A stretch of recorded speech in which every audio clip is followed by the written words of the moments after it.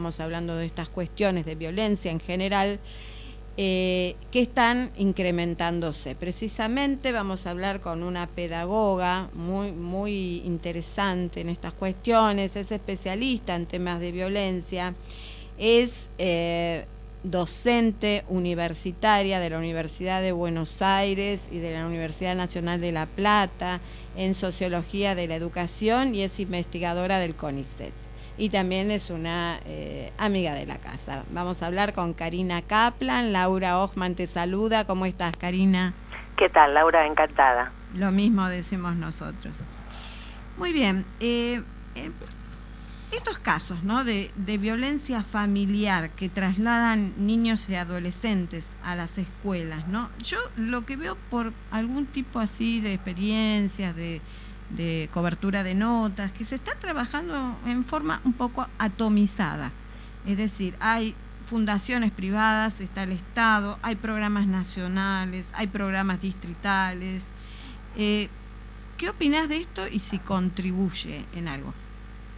En primer lugar, a mí me interesa que la temática se exprese tanto en los medios de comunicación como en programas y políticas específicas, porque eso quiere decir que estamos preocupados por la violencia que sufren los niños y las niñas y los jóvenes en nuestra sociedad, porque no nos olvidemos que venimos de tiempos históricos en donde al niño se le podía azotar, se le podía pegar, donde el cuerpo del niño fue siempre tenencia de los adultos y propiedad de los adultos, y entonces me parece que es un desafío para nuestra sociedad, es decir, que el cuerpo del niño no se puede tocar, no se puede golpear, y que en realidad la escuela es un lugar privilegiado porque es un espacio de refugio social para los niños, justamente allí donde predominan relaciones familiares de violencia, inclusive de esta violencia brutal que llega hasta con la muerte de un niño, que son casos extremos, pero que luego nosotros vemos casos también muy importantes de una cultura de violencia hacia los niños. Me parece que la escuela es un espacio interesante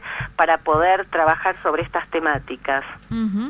Entonces, digamos que todo sirve, vendríamos a concluir en este aspecto, ¿no? Que más allá de esta sobreoferta de programas, planes, talleres y todas estas cuestiones que desde distintos lugares, ¿no?, se están ofreciendo, tienen utilidad, ¿no? A mí me parece que tienen utilidad sobre todo por lo que te comentaba, porque eran temas que pertenecían a la intimidad de las familias. Es más, en la vía pública, si uno veía que alguien golpeaba a un niño y lo veía con un adulto, el adulto era el responsable. Yo creo que esta noción de avanzar sobre los derechos de los niños, en el sentido de conquistar estos derechos y a los niños verlos como sujetos de nuestra sociedad, que nos corresponde a todos cuidarlos, hace que no nos pase indiferente y que no podamos sino intervenir ante esas situaciones que eran consideradas del plano de lo familiar íntimo, y entonces se hace público una problemática y hay que afrontarla como sociedad. El rol que desempeñarían en estas cuestiones para tu punto de vista, ¿no?, las autoridades escolares, los docentes, respecto a cuando vienen con estas alertas, ¿no?, los chicos. Hablamos también, recordamos de Junior, ese niño que por primera vez en la escuela hubo una matanza en el aula, ¿no es cierto? Mató a 3 compañeros, en Carmen de Patagones, ¿no es cierto? Y se habló de que hubo al menos 5 episodios de que el niño estaba planeando algo, de que podía tener graves problemas psiquiátricos, como terminaron constatando, y en este último caso del niño de Flores, un niño de jardín de infantes de 5 años, ¿no? ¿Cuál es para vos el rol de las autoridades escolares y los docentes? Bueno, el primer rol es generar confianza, tanto de los padres hacia la escuela como de la escuela hacia los padres. Me parece que en general son relaciones de confianza las que predominan. Lo que sí es cierto es que hay algunos casos en donde los niños pueden ser protegidos desde la escuela, y luego desde la escuela, si observan alguna situación de violencia física, debieran hablar con sus autoridades, que es lo que normalmente hacen los maestros cuando ven rasgos visibles de golpiza hacia los niños que vienen con ellos a la escuela, porque no nos olvidemos que en esas relaciones de confianza también son los niños que le expresan a los maestros estas problemáticas, o los observan los maestros o a través de juegos, de conversaciones con los equipos de orientación escolar van saliendo estas temáticas. Por eso la escuela es un lugar privilegiado para darse cuenta, para visibilizar y para también canalizar con las autoridades que a su vez van a armar esas redes que tienen que ver con la protección de los niños, que son a nivel gubernamental. A veces se culpabiliza a los maestros, a la escuela, de unas temáticas que si bien ellos necesitan visibilizarla y denunciarla, no son los responsables de la violencia familiar, sí son los responsables en todo caso de poder canalizar con los organismos pertinentes, que hay que ver si funcionan, si no funcionan, si están, digamos, en condiciones para atender a tantas escuelas, porque evidentemente hay muchas problemáticas de violencia desde el hogar hacia los niños, y también de la violencia social en general, porque hay niños que están no solamente con su familia, sino en hogares o en situaciones de calle que luego van a la escuela. Si hay algo que tiene de interesante la escuela pública es justamente que alberga y en ella habitan niños que son los más desprotegidos de la sociedad. Y Karina, vos como socióloga, y hablando también de estas cuestiones, ¿no?, de las distintas formas de desintegración también que sufren las familias hoy en día, ¿no?, y de los alumnos, ¿cómo entendés estas causas de este crecimiento, ¿no?, de la disolución familiar, de la ausencia de respeto a la autoridad que es el maestro, de una maestra que viene y cuando la llaman una madre cuando la llama a la maestra de la escuela y le presenta por ahí una duda, una sospecha sobre un supuesto maltrato al niño, la maestra culpa a la escuela que se cayó o que la maestra le pegó, porque hay casos así, que hay madres dispuestas a mentir y a no proteger, no tener empatía, ¿no?, con un hijo. Sí, yo creo que en realidad lo que sucede en las escuelas cotidianamente no es necesariamente lo que después los medios relevan, porque en general los medios relevan situaciones de mucha espectacularidad. Nosotros luego, a veces nos quedamos con los niños, con los jóvenes, en situaciones habituales, y la escuela es un lugar de bastante pacificación, donde los chicos pueden tener diálogo. No nos olvidemos que hemos avanzado mucho con centros de estudiantes, por ejemplo, en secundarias, con acuerdos de convivencia en distintas escuelas. Quiere decir que hay todo un sostén que se trabaja institucional para poder establecer otras formas de vínculos.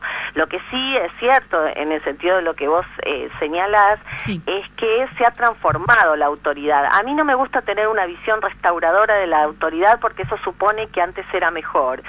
Y a mí, desde mi enfoque justamente socioeducativo, siendo pedagoga, me gusta pensar más en cuáles han sido las transformaciones de la autoridad.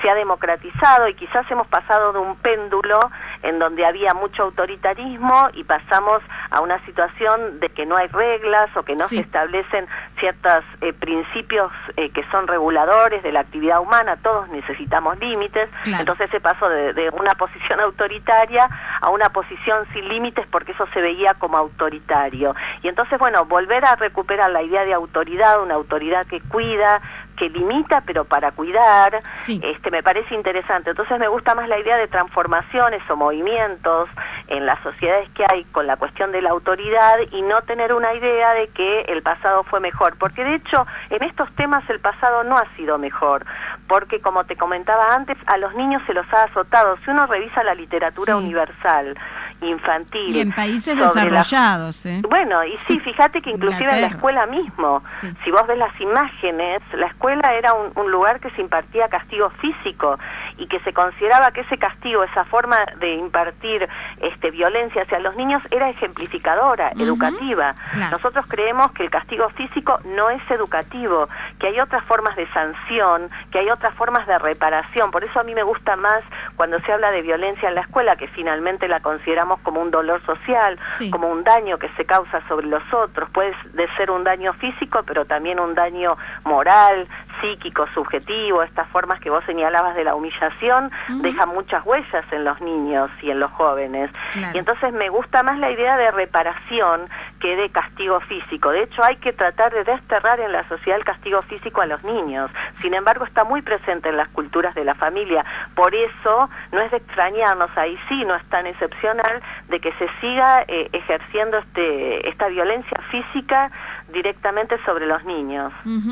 Ya vamos a seguir entonces con el tema de las familias. Estamos hablando con Karina Kaplan, especialista en profesora universitaria de la UBA y La Plata, de la Cátedra de Sociología de la Educación, especialista en el tema de violencia en las escuelas, investigadora del CONICET.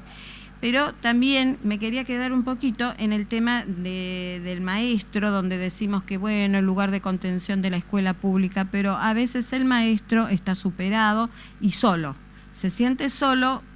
Y en muchos casos hablé hace un tiempo con funcionarios de Educación de Nación, bueno, que se permitían contar estas cosas, ¿no? Respecto a que también hay una gran un abandono en los primeros años de trabajo en la docencia, debido a que se tienen que enfrentar con estas cuestiones y se sienten solos. A veces no se sienten el maestro respaldados, el maestro nuevo, no se siente respaldado por las autoridades escolares, no hay un trabajo conjunto respecto a una postura, ¿no? A cómo se trata esto, si necesitaría un auxiliar también el maestro para manejarse con estas cuestiones. No sé qué opinas. Sí, a mí me parece que el maestro en general está solo, no solo que se siente solo, y que depende mucho del tipo de institución en donde entran, pero que también es verdad que yo tengo una apuesta fuerte por los que ingresan a la docencia, que son chicos que militan la escuela pública, que saben que se van a encontrar con una imagen no idealizada de niño y de joven, porque en general, inclusive en la formación docente, se hablaba de un niño normal, entre comillas, y que era el que se iban a encontrar, y finalmente la realidad es mucho más compleja, es más contradictoria. El que tiene una apuesta por la educación pública sabe que tiene que formarse para trabajar en estas situaciones muy hondas, ¿no?, que nos tocan vivir, pero que hemos avanzado mucho. No nos olvidemos que hay redes normativas y hay redes de políticas que no existieron hasta hace muchos años con esta temática, que prácticamente estaba ausente. Es más, nosotros en nuestras investigaciones hemos visto que no se trabajaba sobre los vínculos en la escuela, se trabajaba mucho, sobre todo en la escuela secundaria, sobre los contenidos, los conocimientos, que por supuesto la escuela está para enseñar esos conocimientos disciplinares, pero que habitamos con otros en las escuelas que son distintos, que son los que vamos a interactuar y vivir juntos en la sociedad, como ciudadanos. Entonces, estas formas de inclusión democrática requieren de que aprendamos a mirar al otro con respeto, que podamos habitar juntos en espacios públicos donde predomine el diálogo y no la violencia. De hecho, no hay más violencia en la escuela que lo que hay en la sociedad. Quiere decir que las escuelas hacen algunas cosas que están bien. Claro. Digo esto porque si bien vamos a seguir trabajando al interior de las escuelas, a veces se criminaliza ese espacio. Entiendo. Y vos, hablando del tema de que las familias tienen instalada, ¿no?, la cultura de poder pegar, ¿no?, de castigar físicamente a los niños, participaste hace poco de un estudio, de un relevamiento en La Matanza con jóvenes, ¿no? Sí, nosotros nos fuimos, que de hecho es lo que hacemos en las investigaciones, con un equipo grande que tenemos, nos vamos a las escuelas y entrevistamos grupalmente a los chicos, es decir, que les permitimos que entre ellos debatan algunas temáticas, y aparece claramente esta cuestión de que todavía en las familias la violencia física está muy presente, los hombres le pegan sistemáticamente a las mujeres.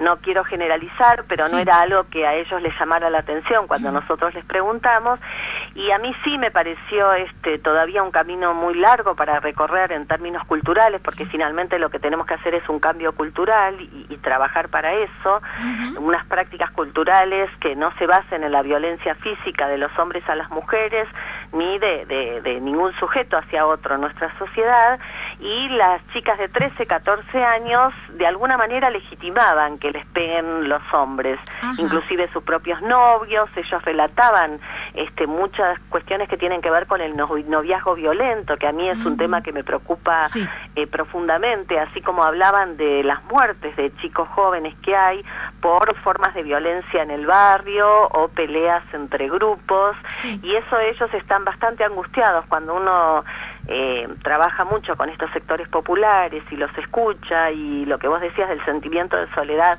de los maestros también está presente con estos jóvenes. Por eso cuando la escuela les puede dar un lugar, cuando les puede permitir constituir lazo social, constitución subjetiva a través de la escuela, a mí me parece que hay que defender a la escuela en ese sentido, porque a veces los medios y las sociedades en general atacamos mucho a los maestros y a los profesores, que son los que finalmente sostienen este sufrimiento social de los estudiantes.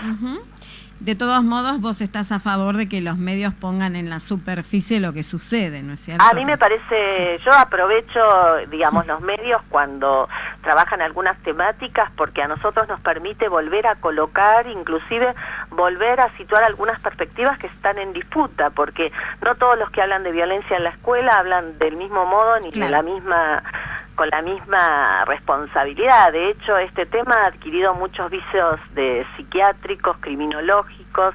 Nosotros creemos que lo que sucede en la escuela no son actos delictuales y criminales.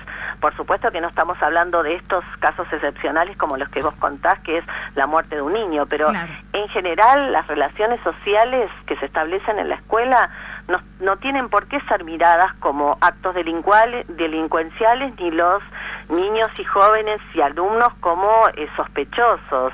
De hecho, digamos, a veces algunas perspectivas sostienen, por ejemplo, que si vos le robás una goma a un compañero, eso sería hurto simple, las perspectivas que se llaman del bullying. Nosotros confrontamos, disputamos sentido con esas perspectivas, porque consideramos que en todo caso son conductas habituales y es función de la escuela enseñarle al niño, que el niño aprenda que digamos, algo que no es de él no se lo puede llevar, pero no se lo puede considerar ni un matón, ni un ladrón, ni un futuro delincuente, que son las perspectivas más dominantes. Y esto que me estabas diciendo de las jóvenes que admiten, ¿no?, que golpes, violencias de novios, por parte de novios, dentro de la cultura familiar patriarcal, ¿no es cierto? Sí, en los barrios. En los barrios, sí. Y yo digo, por un lado se habla del avance de la mujer, bueno, no sé de qué clase social estamos hablando, ¿no? Del avance en ciertos puestos, del reconocimiento por parte de los hombres en cargos también, algunos cargos jerárquicos, tal vez en cargos, pero no en lo salarial, ¿no es cierto? No hay equiparación. Pero yo digo, ¿cómo se explica? Porque esto que termina en violencia no es una cosa cultural.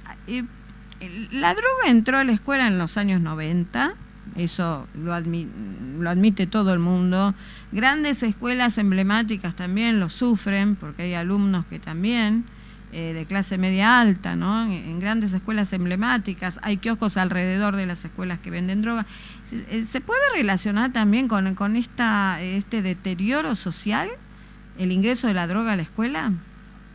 Bueno, todo lo que sucede en la sociedad, la escuela es una caja de resonancia. De hecho, no se puede pensar a la escuela como se lo ha hecho históricamente, ni al maestro de que cierra la puerta del aula y se encuentra en un mundo aparte. La escuela está permeada y permea todo lo que tiene que ver con la sociedad. Lo que sí es cierto que para nosotros, cuando estamos en la escuela, el otro es un alumno y no nos importa ni de dónde viene, ni cuál es su situación. Nos importa en el sentido de poder ayudarlo, pero digo, no es un lugar para marcarlo ni para establecer veredictos. A veces muchos chicos, inclusive vienen a la escuela, que han sido judicializados, pero en la escuela son alumnos, son tratados como eso. Y a mí me parece una oportunidad muy interesante para nosotros que estamos dentro de las escuelas, tratar al otro en su condición de estudiante, independientemente del origen social, independientemente de su elección sexual, independientemente del origen étnico. Son alumnos antes que nada. Y respecto a la normativa, ya en las últimas preguntas, Karina Kaplan, agradeciéndote muchísimo que hayas estado con nosotros y todas estas informaciones y este conocimiento que nos estás dejando sobre la temática. En nuestro país, creo que un poco más lentamente que llegan estas cuestiones, ¿no? Se armaron y se diseñaron algunas suertes de guías, manuales o protocolos, porque algunos lo llaman así, algunas jurisdicciones. Por ejemplo, vos participaste también asesorando a Nación en guías para la resolución de problemas, de conflictos en la escuela, para los maestros y directivos. La Ciudad de Buenos Aires también tiene protocolos. Quisiera que me cuentes un poco cómo funcionan estas normativas y qué se está haciendo en otros países para el tratamiento del flagelo de la violencia. Bueno, lo que se está haciendo en nuestro país es mucho desde el punto de vista de políticas y programas. Lo que yo creo que falta es que lleguen a las escuelas concretas y a los maestros en su extensión, porque esto depende mucho de las jurisdicciones, de las provincias, y lo más importante es que llegue al maestro que está con un grupo de alumnos. Yo creo que todavía nos falta mucho, en ese sentido hay que seguir haciendo una capacitación masiva y llegar al maestro de cada aula en todas las zonas del país y en todas las regiones, en todas las provincias. Yo creo que este es un tema que cada maestro tiene que ir internalizando como parte de su formación, porque en general lo que sucede es que se angustia mucho cuando ven niños que están golpeados y que además cuando, por ejemplo, advierten una posibilidad de abuso, no es con la familia con la que hay que hablar, hay que directamente hacer una denuncia a través de las autoridades y los consejos y la justicia. O sea que el maestro ahí es un mediador de muchas de las problemáticas que son sociales, que si bien no las produce la escuela, sí la escuela se hace cargo, porque es como la institución pública de mayor confianza por parte de las familias y por parte de los alumnos, a pesar de que todavía nos falta lograr algunas cuestiones que tienen que ver con que los chicos se queden en la escuela y aprendan todos, aunque se ha avanzado mucho, pero por supuesto que hay muchos desafíos. Lo cierto que entrevistando a estos jóvenes mismos que sufrían de violencia fuera de la escuela, ellos aprenden otras formas de relación al interior de la escuela. Y en ese sentido hay que hacer un trabajo de equipo, tienen que intervenir los equipos de orientación, psicológicos, socioeducativos, hay toda una batería, digamos, de herramientas que tienen las instituciones y que no las tienen, habría que dotarlas por parte del Estado. Y en otros países hay bastante trabajo, pero yo creo que nosotros somos, o por lo menos en las escuelas tenemos una cultura de diálogo y de establecimiento de relaciones de confianza con los estudiantes. En ese sentido, tenemos una cultura más democrática en las escuelas. De todos modos, tenemos una gran franja de jóvenes, de adolescentes entre unos 15 y 18 años o menos, 13 años, que los que no estudian ni trabajan y que también representan un problema más allá de la escuela, que también están muy permeables a ser víctimas también, de esta violencia social. Bueno, sí, cuando los jóvenes relatan en general a estos chicos que están así sin posibilidad de lazo social, porque finalmente de lo que se trata es que encuentren un lugar en el mundo. La escuela muchas veces representa ese lugar en el mundo, esa posibilidad de imaginarse un futuro distinto. Inclusive muchos chicos dicen, bueno, yo quiero estudiar y trabajar para sacar a mi mamá de este lugar de tanta miseria social que le tocó. Quiere decir que la educación cumple funciones y también funciones imaginarias, representaciones simbólicas. Cuando uno logra imaginarse un futuro distinto del presente, que pueda ser superador de ese presente, bueno, la escuela aparece con mucha potencia para estos jóvenes, pero también saben que hay muchos que están a la deriva en los barrios y que justamente tiene que ver con ese sufrimiento social que nos atañe a todos y que tenemos que trabajar para lograr que esos jóvenes estén en la escuela y tengan una posibilidad de filiación social, puedan ser nombrados desde otro lugar, porque inclusive la idea del Nini es la idea de un sujeto que no es ni una cosa ni la otra, casi es muy desvalorizante. Bueno, a mí yo creo que hay que retrabajar inclusive con estas categorías humillantes sobre los jóvenes, porque ellos se sienten humillados, se sienten auto excluidos y se autoexcluyen porque se sienten excluidos y se autoestigmatizan, hasta le creen a la sociedad que son el mal de la sociedad. Sí, de todos modos, bueno, hay una amiga que hace poco me dice, que trabaja también estas cuestiones con jóvenes, me decía que ellos dicen que son nini porque ni nos dejan trabajar ni nos dejan estudiar. Claro, lo que pasa es que la sociedad, vos fíjate, porque no tienen oportunidades, pero la sociedad los condena diciendo que son ellos los que no desean. Yo no creo que haya jóvenes ni niños ni adultos que deseen estar sin trabajo y que deseen estar sin un lugar en la sociedad. Yo creo que cuando uno los entrevista, claramente lo que ellos quieren es un lugar en el mundo, un lugar que los respete, un lugar que les dé identidad propia y que les permita pensar en su futuro, ¿no? Uh-huh. De todos modos, bueno, si algunas ideas a veces tengo de que últimamente a los jóvenes se los trata como desposeídos y eso no está bueno. Un poco de exigencia, ¿no? Un poco de apretar el torniquete en la educación, ¿no? Como nos pasó a nosotros, más allá de que, bueno, hay nuevos formatos de escuelas, ¿no es cierto? No digo de volver a 40 años atrás, pero sí a cierta exigencia para demostrarles que también lo pueden hacer, porque el facilismo, a veces, palabra que no les gusta a muchos funcionarios y que suena hasta reaccionaria, pero digamos que bueno, los 90 en que no tenían tarea escolar, decidían si pasaban o no a dar clases, ¿no es cierto? No había casi exigencias, hizo que, bueno, hoy tengamos que afrontar esta cuestión que no existe tampoco mucha cultura hacia que hay que esforzarse también para estudiar, ¿no? O sea, para ir a la escuela, para tener un título, ¿no es cierto? Más allá de que esté devaluada la escuela secundaria y que muchos vean que después no hay trabajo, no hay donde insertarse, que hay que seguir una carrera que tampoco garantiza mucho, pero creo que se perdió también eso, ¿no? Un poco de pressing en la educación. Bueno, de hecho la educación y la escuela no es un aguantadero. La educación y la escuela es una de las instituciones privilegiadas que elegimos como sociedad para transmitir conocimientos y para lograr formas de socialización ciudadana que luego nos conviertan a nosotros en esa sociedad que queremos. Es el lugar en donde nos vamos a convertir todos luego en aquello que soñamos. A mí me parece, inclusive en la universidad, en las escuelas, todos los que enseñamos ahí tenemos pasión por lo que conocemos y queremos transmitirlos, y eso, digamos, es el centro. El conocimiento forma parte de la comprensión ciudadana del mundo. No está para mí desligado la idea de inclusión de la idea de conocimiento o transmisión del conocimiento. Una buena inclusión implica que nosotros dotemos a esos niños y a esos jóvenes de esos conocimientos que son significativos para ellos, pero sobre todo para nosotros como sociedad toda.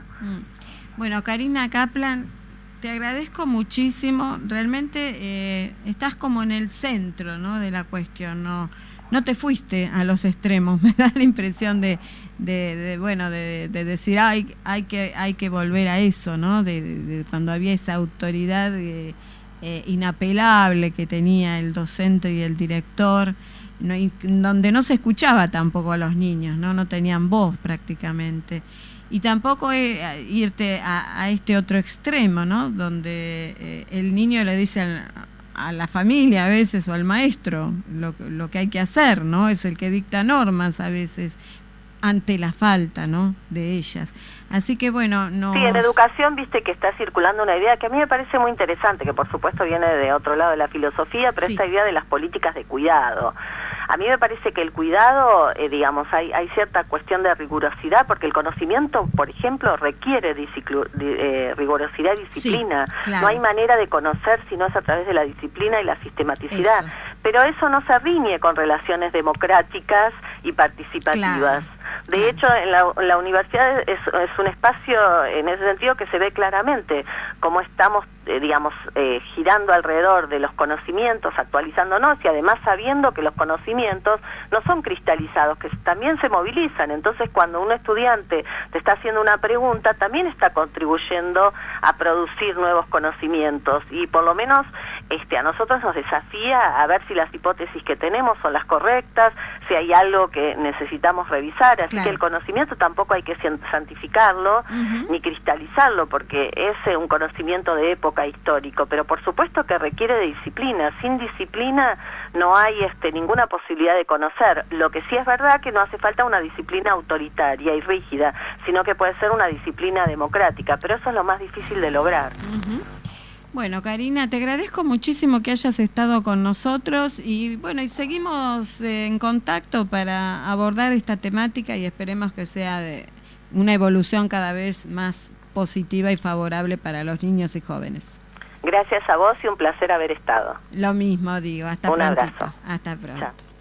Estuvimos con Karina Kaplan, docente de la Facultad de Filosofía y Letras de la UBA y de la Universidad Nacional de La Plata, de la Cátedra de Sociología de la Educación,